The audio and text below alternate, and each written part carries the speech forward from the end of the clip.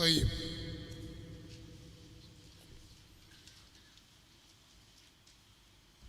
Sheikh hapa amemaliza kutaja mambo mawili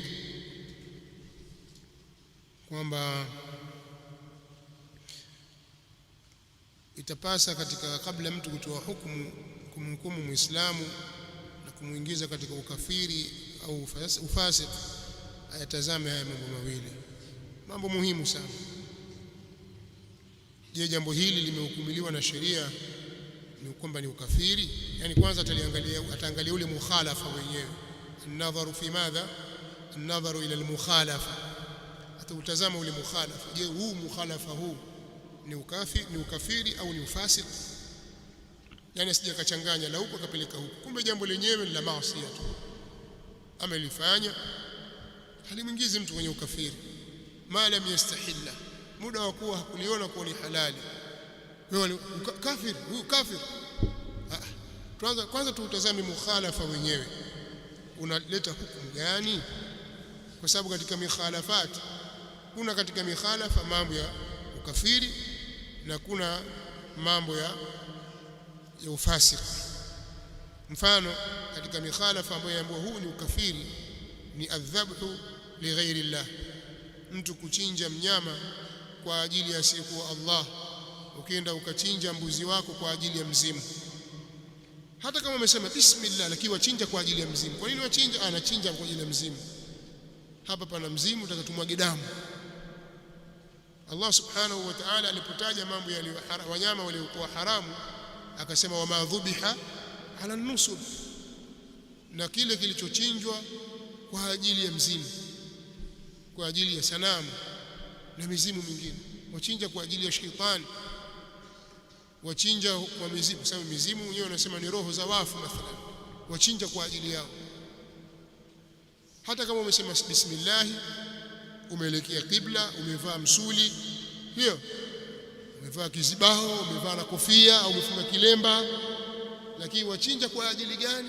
Nia kwa ajili ya nini? Na matatizo kwenda wachinjia na mwaga damu hapa kwa ajili ya shetani au kwa ajili ya wazee waliokufa, roho zao watusaidie, ni adhabhu li ghairi Allah. Hii ni shirki, ni kufru, sawa.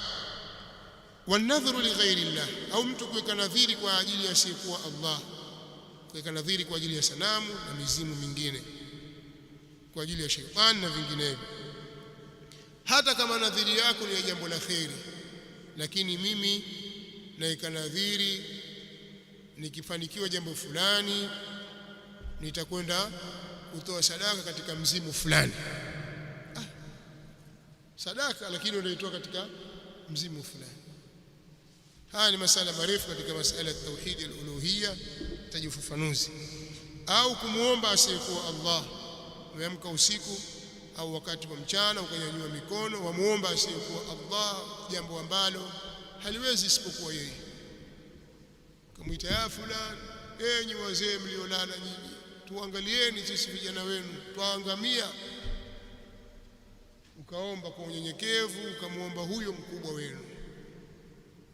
Naudhu billahi min dhalik, duau li ghairi Allah, mtu kuomba dua au duau duai ghairi Allah, jambo hili kisheria ni kufuru, sawa.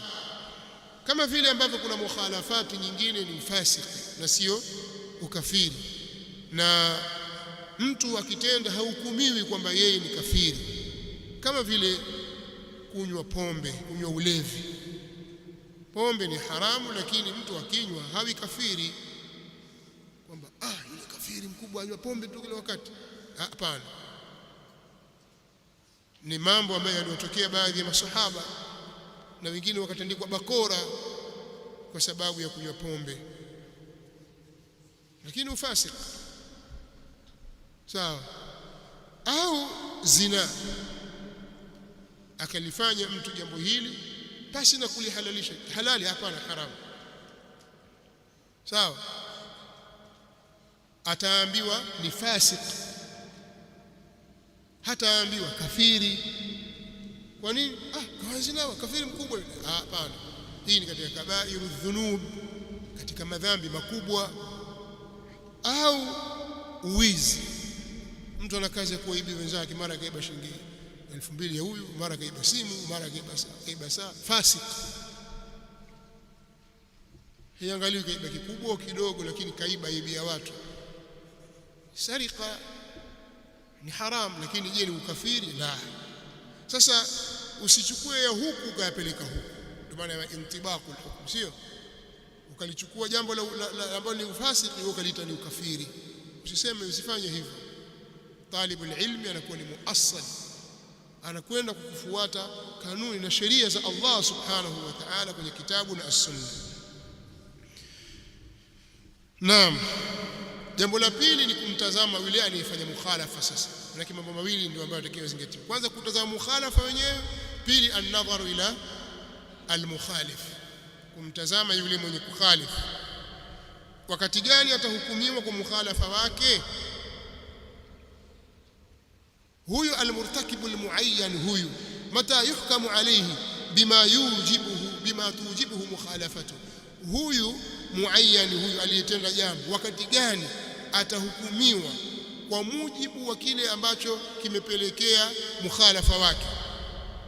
Hilo ni jambo muhimu sana kulitazama.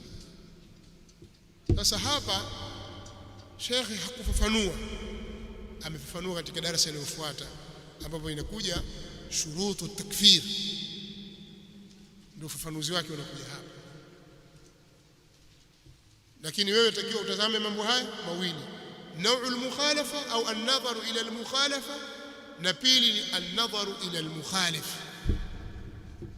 Mata نحكم على هذا المرتكب المعين بما توجبه مخالفته؟ متى نحكم عليه بما توجبه مخالفته؟ hivi ni vitu muhimu vya kutazama. Jambo moja wanaweza kulifanya watu wawili tofauti.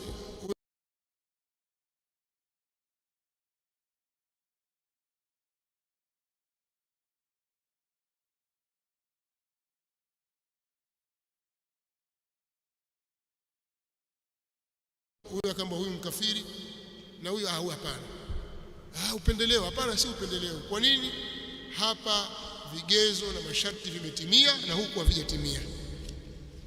Sheikh Saadi rahimahullah katika manzuma yake al-Qawaid al-Fiqhiyya ana maneno anasema, wala yatimu al-hukmu hatta tajtami' kullu ash-shuruti wal mawani' tantafi' au al-mawani' tartafi'. Sawa, takuwa tumemaliza. Wala yatimu al-hukmu, na haitatimia hukmu hatta tajtami', mpaka zikusanyike kullu ash-shurut, sharti zote, wal mawani' tartafi', na vizuizi viondoke. Huyu ni shekhe wake Sheikh bin Uthaymeen rahimahullah. Ndio maana tukasema hao wanaitwa mawahabi, mashekhe zao na mashekhe zao na vitabu vyao na kila kitu chao, alhamdulillah kwa wazi, vitabu vimechapishwa kwa chapa nzuri, kila mmoja aona. Si kwamba vichapa vimeficha hivyo vidogo vidogo vijiandishi wewe uone hapa kaandikaje hapa. Maandishi yako wazi. Haya, tuonyesheni ni wapi msimamo wa hao mnaitwa mawahabi ni kuwakufurisha waislamu wote bila istithna. Wapi? Kitabu gani? Na ndio pale unapowaona wenye kusema hayo wanashindwa au hawawezi na wala hawataweza kutoa ushahidi wa maneno ya wanawazuoni, imma Sheikhul Islam Ibn Taymiyyah au wanafunzi wake, au Sheikh Muhammad bin Abdul Wahhab au wanafunzi wake na watoto wake na wajukuu zake na wanafunzi wao na kila kitu chao, kutoa maneno ya kuonyesha kwamba hawa wanakufurisha juzafan. Hakuna kawaid, hakuna misingi, wajisemea tu waislamu wote makafiri. Lakini hizi ni lugha za watu walioishiwa. Sasa wanakimbilia katika kuamsha hisia za watu ili watu wawe na jazba. Kumbe ndio hivyo. Basi watu batili sana. Sasa watu wakisikia mbona wenyewe hawasemi hivyo na darasa zao zasema hivi na hivi na hivi, mbona wasema hivyo? Kwa hiyo wakigundua watu wanakuwa wanawachukia wale mashekhe, wakichukiwa wakasirika kwamba mbona tuna chuki na sisi, chuki binafsi. Kwa sababu mmewadanganya watu muda mrefu, alafu watu wanakuja kujua kwamba si kweli. Hiyo ndio shida inakuja hapo. Wallahu ta'ala a'la wa a'lam. Kuna somo mutammim usuje hapa tusome kidogo.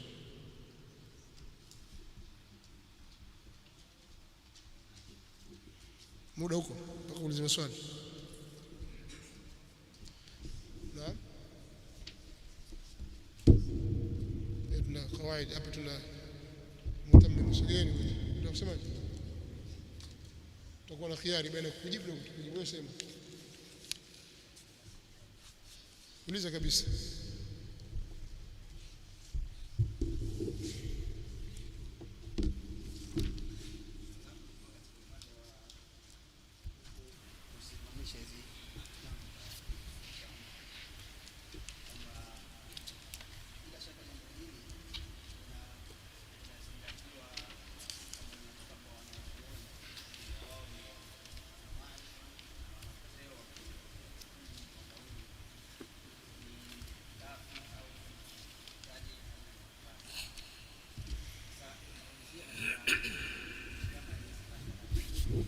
Tuulize kwenye darasa linalokuja inshallah. Mpe soma.